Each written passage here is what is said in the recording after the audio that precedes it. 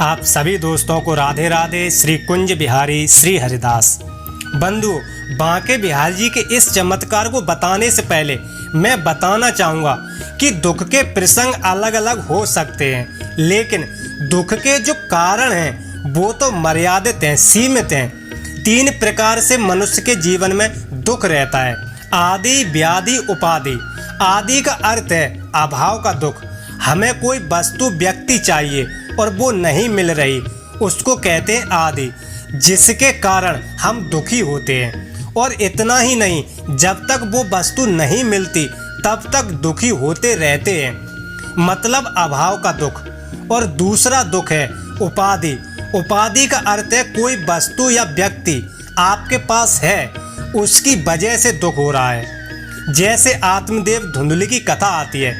पहले आत्मदेव को पुत्र नहीं है, उसका दुख, वो आदि की पीड़ा है। संतान की प्राप्ति के लिए उसने प्रयत्न किया और धुंधली ने सब गड़बड़ घोटाला कर दिया। बहन के पुत्र को अपना पुत्र बनाकर अपने पति आत्मदेव के सामने प्रस्तुत कर दिया। और वही पुत्र जब धुंधकारी बड़ा हुआ, फिर जो दुष्ट बर्ताव करता, अधार्मिक बर्ताव करता, तो बंधुओं, पहले पुत्र नहीं था, उसका दुख है। और अब धुंधकारी जैसा कुकर्मी पुत्र आया, अब उसका दुख है। और उसी प्रकार तीसरा दुख है व्याधि। व्याधि का अर्थ है शारीरिक पीड़ा, बीमारी, कोई रोग हो जाए तबीयत की वजह से। इन 3 दुख के अलावा व्यक्ति के जीवन में और कोई दुख हो नहीं सकता। व्यक्ति जीवन भर इसी प्रयास में लगा रहता है, आदि, व्याधि, उपाधि को कम करें, मिटाएं, लेकिन मरते दम तक मिटती नहीं। एक समस्या दूर करो तो 2 समस्या और खड़ी हो जाती हैं, और इसीलिए व्यक्ति के जीवन में दुख निरंतर चलता रहता है। बंधु, श्री कृष्ण मेरे बांके बिहारी जी क्या करते हैं? तापत्रय विनाशाय। आप जब बांके बिहारी जी की भक्ति करेंगे तब विविध ताप का नाश हो जाता है। विशेष रूपेण नाशयति, मतलब भक्त के जीवन में वो परिस्थिति तो बाहर रहेगी मगर भक्त पर इसका असर नहीं पड़ता। संकट कोई भी हो, पर बिहारी जी का भक्त अंदर से दुखी नहीं होगा। और ये बात जिसने जान ली वो बिहारी जी का भक्त है। बंधु, मनुष्य का तो स्वभाव है, जैसे हमारे 32 दांत होते हैं, और 32 दांत जब ठीक हों तो आपको कोई फर्क नहीं पड़ता। लेकिन 32 में से यदि एक दांत जब दर्द करेगा, आपकी जीभ बार बार वहीं टच करेगी। फिर चाहे 31 दांत रसगुल्ले खा रहे हो, लेकिन एक दांत मजा नहीं लेने देगा। तो बंधुओं, बांके बिहारी जी की कृपा भक्त पर जब होगी तब भक्त को दुख नहीं होगा। ये बांके बिहारी जी का चमत्कार ही है, अनुग्रह है उनका। बिहारी जी की कृपा का दर्शन करने के लिए एक बार तो बिहारी जी के चरणों में पूर्ण विश्वास करना ही होगा, फिर आप देखेंगे बांके बिहारी जी का चमत्कार। जैसे भोपाल के रहने वाले एक भक्त के साथ हुआ। भक्त परिवार बांके बिहारी जी का पूर्ण रूप से शरणागत था। साल 6 महीने में बांके बिहारी जी के दर्शन करने पूरा भक्त परिवार आता रहता था। और भक्त के घर पर भी लड्डू गोपाल जी विराजमान थे, उनकी भी सेवा घर पर होती है। भक्त परिवार में भी अभाव था। एक बहू थी, उनको कोई संतान नहीं हो रही थी। काफी समय बीत जाने के बाद भक्त के हाथ बस निराशा ही लगती। भक्त बांके बिहारी जी से एक बच्चा की आस लगाकर वृंदावन आकर बिहारी जी के चरणों में अर्जी लगाती, हे बिहारी जी कृपा करो, सूनी गोद भर दो। मेरा कई साल से बिगाड़ होता रहा, हर जगह इलाज कराया, अब आप ही कृपा करो मेरे बिहारी जी। इस तरह से भक्त ने अर्जी लगाई, फिर भी निराशा ही हाथ लगी। हार थक कर भक्त बाजार से लड्डू गोपाल जी ले आई और पुत्र भाव से घर में सेवा करने लगी। कोई कुछ पूछता तो लड्डू गोपाल जी ही मेरे लाला हैं, यही सबको बताती। पति पत्नी खूब साथ में खेलते खिलाते, पुत्री की तरह ठाकुर जी को प्रेम करते। धीरे धीरे भक्त का वात्सल्य भाव बढ़ता रहा। कभी कभी भक्त लड्डू गोपाल जी के प्रेम में इतना मग्न हो जाती, लड्डू गोपाल जी को अपने स्तनों से लगा लेती, बिल्कुल माँ की ममता अपने लड्डू गोपाल जी पे उड़ेल देती। एक दिन पति पत्नी दोनों भक्त वृंदावन आए बांके बिहारी जी के दर्शन के लिए। बिहारी जी के मंदिर में खड़े होकर उनके चरणों में अर्जी भी लगाई कि हे बिहारी जी, मुझे पुत्र के रूप में आप ही मिल गए। अब आप हमेशा मेरे साथ ही बने रहना, मेरा साथ कभी नहीं छोड़ना।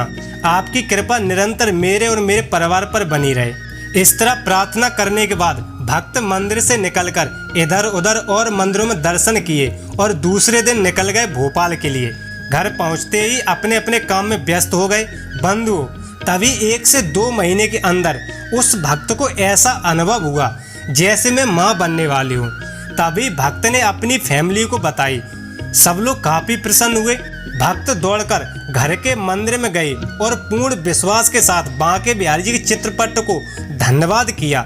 साथ में लड्डू गोपाल जी को गोद में लेकर दुलार करने लगे। ठाकुर जी, ये सब आपकी कृपा से संभव हो पाया है, धन्यवाद।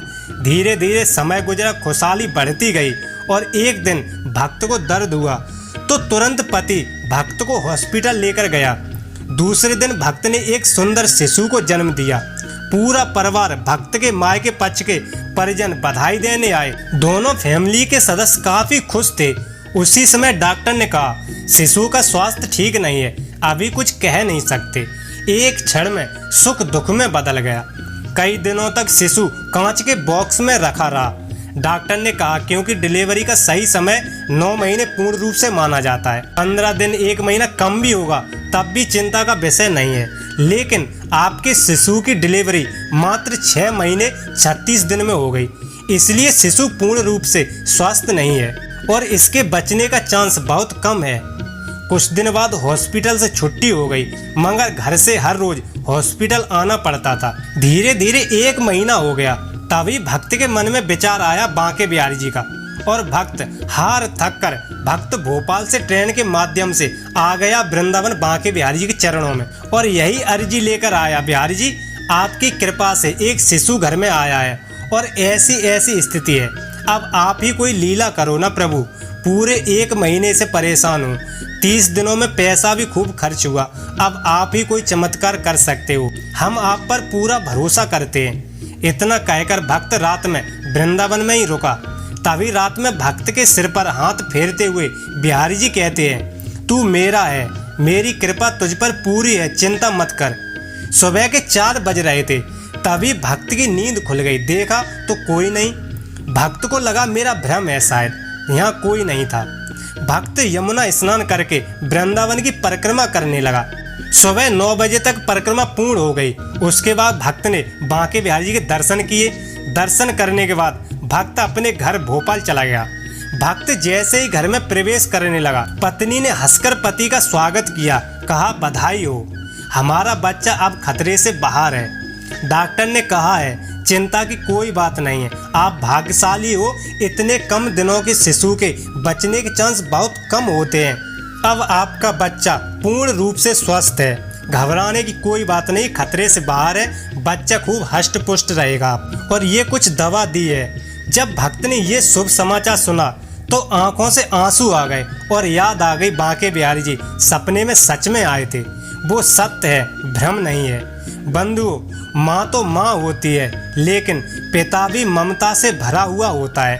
अपने बच्चे के लिए लाखों रुपए, कई वर्षों की मेहनत, भूखे प्यासे चेहरे पे उदासी, दर बदर भटकना, ये आसान नहीं होता।